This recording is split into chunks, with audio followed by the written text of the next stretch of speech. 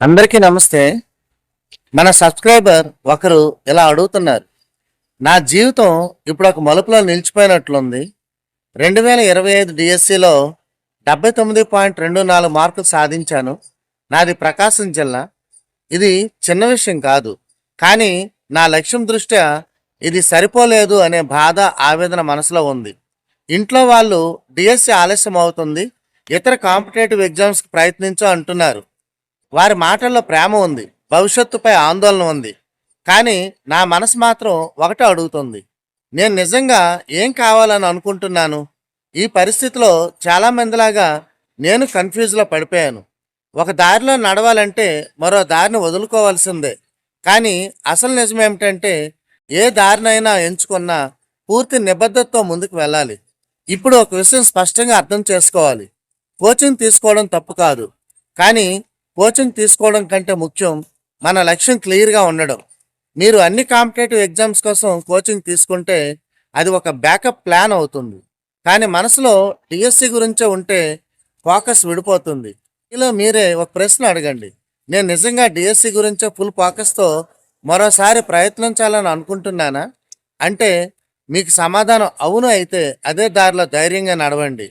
లేదా నేను రిస్క్ తీసుకోలేను, నాకు ఒక సేఫ్ ఆప్షన్ కూడా కావాలి అని అనుకుంటే ఇతర ఎగ్జామ్స్ కూడా ప్రయత్నం చేయండి.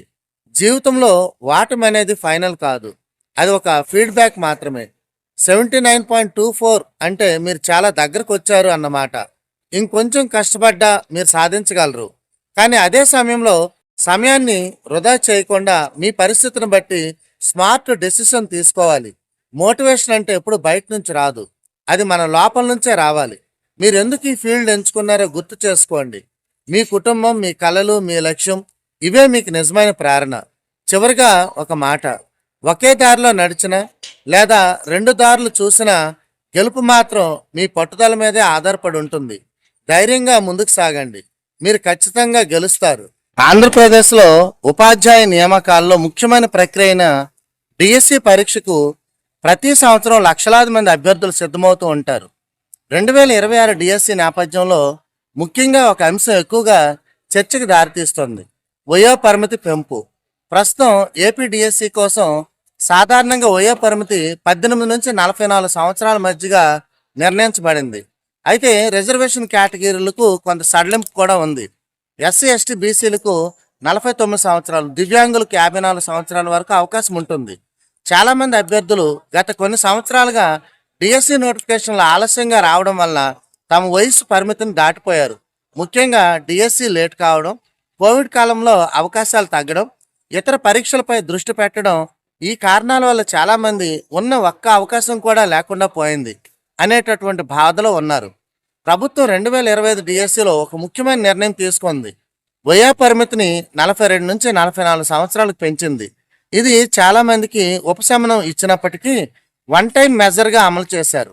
కొన్ని రాష్ట్రాలు వయో పరిమితిని తాత్కాలికంగా పెంచడం, కోవిడ్ కాలం కారణంగా అదనపు సడలింపులు ఇవ్వడం, 1 లేదా 2 సంవత్సరాలు ఎక్స్ట్రా ఛాన్స్ ఇవ్వడం, ఇలాంటి నిర్ణయాలు తీసుకున్నాయి. అందుకే ఏపీలో కూడా అభ్యర్థులు అదే విధంగా వెసులుబాటును కోరుతున్నారు. డిఎస్సి ఆలస్యానికి అభ్యర్థుల కారణం కాదు, పెద్దవారికి వాదన అనుభవం ఎక్కువగా ఉంటుంది. ఉద్యోగ భద్రత లక్ష్యంగా పెట్టుకుని చాలామంది సిద్ధమవుతూ ఉన్నారు. ఏజ్ రిలాక్సేషన్ విషయంలో ప్రభుత్వం తీసుకోవాల్సిన నిర్ణయం చాలా సమతుల్యంగా ఉండాలి. యువతకు అవకాశాలు తగ్గకూడదు, అదేవిధంగా పాత అభ్యర్థులకు కూడా న్యాయం జరగాలి. అందుకే ఒక స్పష్టమైనటువంటి పాలసీ అవసరం ఉంది. ఏపీడిఎస్సి 2026లో వయో పరిమితి పెంపు అంశం కేవలం ఒక నియమం కాదు, అది వేలాది మంది అభ్యర్థుల జీవితాలను ప్రభావితం చేసేటటువంటి అంశం. కాబట్టి ప్రభుత్వం అభ్యర్థుల పరిస్థితిని అర్థం చేసుకొని సరైన నిర్ణయం తీసుకుంటే అది న్యాయం మాత్రమే కాకుండా సమాజానికి మంచి ఉపాధ్యాయులను అందించే మార్గం కూడా అవుతుంది.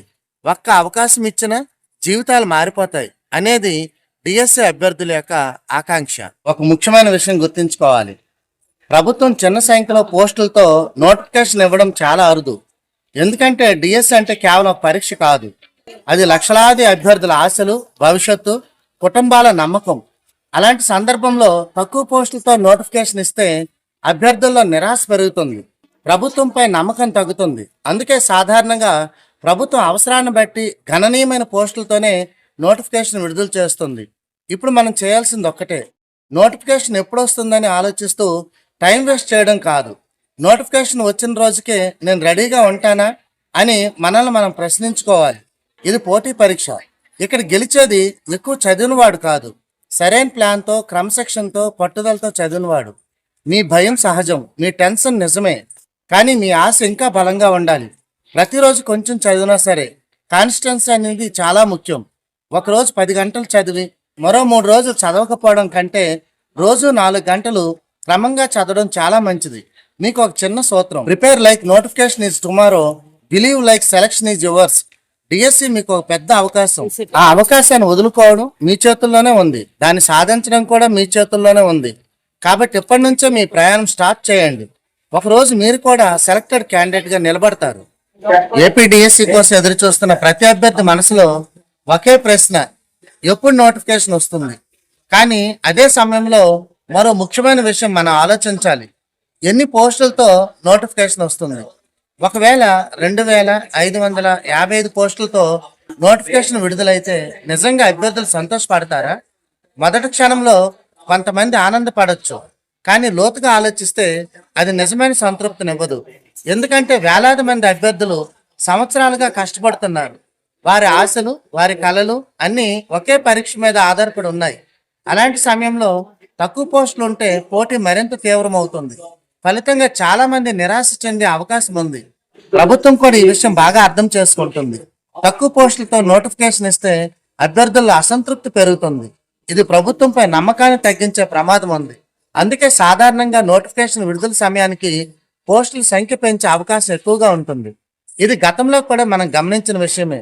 ఇక్కడ మనం గ్రహించాల్సిన ముఖ్యమైన విషయం ఏమిటంటే, మన ఫోకస్ పోస్టుల సంఖ్య మీద కాకుండా మన సంసిద్ధత మీద ఉండాలి. పోస్టులు పెరిగినా తగ్గినా సీటు దక్కేది సిద్ధంగా ఉన్నవారికే. కాబట్టి ఎన్ని పోస్టులు వస్తాయి అనే ఆలోచన కంటే నేను ఎంత రెడీగా ఉన్నాను అనే ప్రశ్న మనల్ని ముందుకు నడిపిస్తుంది. ప్రతిరోజు చిన్న చిన్న అడుగులు వేస్తూ మన లక్ష్యానికి దగ్గర అవ్వాలి. ఒకరోజు చదవకుండా వదిలేస్తే అది మన కళల నుండి ఒక అడుగు వెనక్కి పడినట్టే. కానీ ప్రతిరోజు క్రమశిక్షణతో చదివితే విజయం మన దరిచేరకుండా ఉండదు. నోటిఫికేషన్ ఎప్పుడు వస్తుందో మన చేతిలో లేదు, పోస్టులు ఎన్ని ఉంటాయో కూడా మన చేతిలో లేదు. కానీ మన శ్రమ, మన పట్టుదల మాత్రం పూర్తిగా మన చేతుల్లోనే ఉంది.